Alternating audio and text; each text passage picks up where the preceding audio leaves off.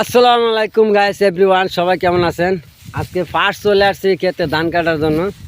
এখানে অনেক বায়ারা আছে, দেখেন ছোট ছোট বায়ারা আছে, তারপরে আমার পিছনে আছে বাতিজা আছে।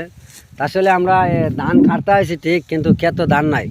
অনেকে আছেন যে বলবেন ভাই ধান নাই কেন, এটার একটা মানে প্রশ্ন আসে। আসলে ধান কেন নাই সেটা পরে বলবো, তবে আগে দেখায় কেন ধান নাই।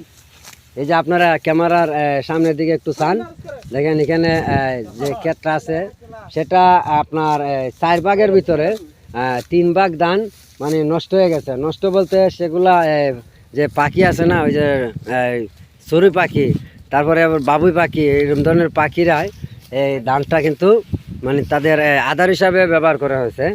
আসলে যে ধানের যে মালিকে কী খাবে সেটা তাদের দরকার নাই, তবে তাদের রিজিক আছেন যে এখান থেকে তারা আধার করবে, সেই জন্য তারা আধার করে কিন্তু ধানের 3 ভাগ খাইয়ে দিছে, আর 1 ভাগ মালিকের জন্য রেখেছে।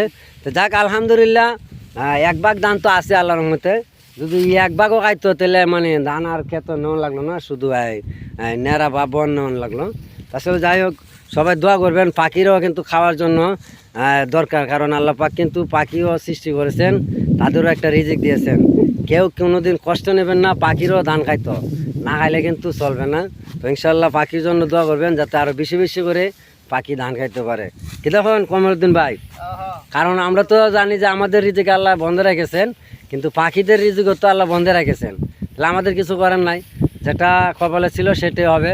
আর পাখিদের রিজিকে ছিল সে ধান, আর এটা প্রথম ধান। মানে চতুর্দিকে ক্ষেতগুলো দেখেন এখনও কিন্তু সঠিকভাবে কোনোটা বাড়িছেও না, আবার কোনো বাড়িতেছে, কিন্তু এটা কিন্তু ধান মানে বাইরে একবার ভাগ্যে গেছে গা, যেটা আজকে আমরা কাটতেছি।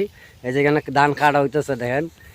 তাহলে আমরা মনে করেন যে এটা পাইকার জন্যই এটা রিজিকটা আল্লাহ পাক দিয়েছেন, যেটা সবার আগেই পাকাই দিয়েছে যে পাইকার যাতে আদর করতে পারে।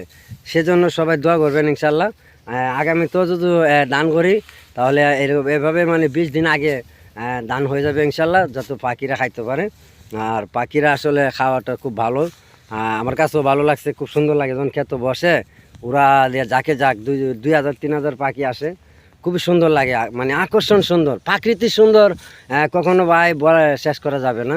সেটা আমার কাছে ভালো লাগছে। আপনাদের কাছে কেমন লাগছে অবশ্যই ভিডিও কমেন্টে জানাবেন ইনশাল্লাহ। আর সবাই ভালো থাকবেন, সুস্থ থাকবেন, আল্লাহ হাফেজ।